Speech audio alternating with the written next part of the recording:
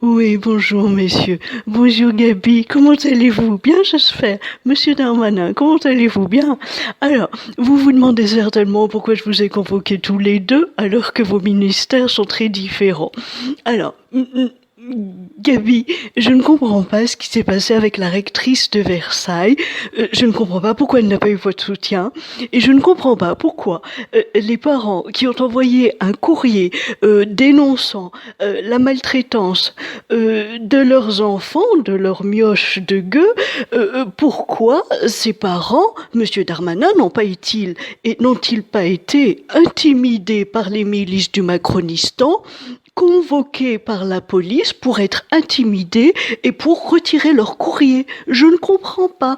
Comment est-ce encore possible que des gueux puissent exprimer la maltraitance que nous leur faisons subir au quotidien et comment cela peut-il transpirer dans les médias sans que vous n'agissiez, Monsieur Darmanin? Je ne comprends pas.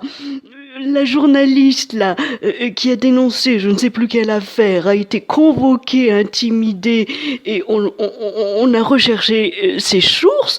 Pourquoi ne fait-on pas pareil avec les parents de mioches de gueux qui sont maltraités au sein des établissements de l'éducation nationale pour gueux?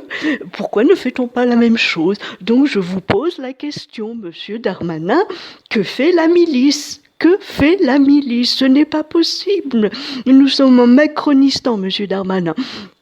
Il n'est pas possible encore que le gueux ait le loisir de se plaindre, d'oser l'ouvrir, je dirais même de manière un peu vulgaire, d'oser l'ouvrir sur tout ce qu'on lui fait subir. Ce n'est pas possible. N'oubliez pas que nous passons nos journées sur les médias du Macronistan à décrire la France comme le pays des merveilles, ce pays merveilleux dans lequel tout le monde souhaite venir. Notre président d'ailleurs le disait encore hier, notre leader suprême de l'emmerdement des gueux le disait encore hier.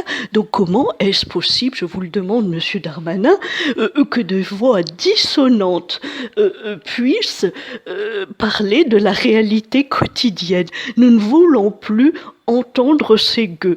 Donc je vous demande, Monsieur Darmanin, de convoquer ces parents qui ont émis des courriers négatifs à l'encontre de la rectrice de Versailles et de les placer en détention provisoire pour opposition à notre maltraitance. C'est possible, j'espère. J'espère que c'est possible.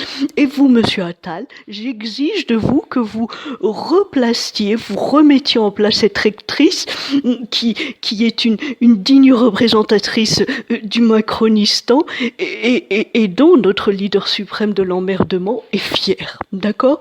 Donc je compte sur vous, messieurs, je compte sur vous pour agir rapidement et efficacement.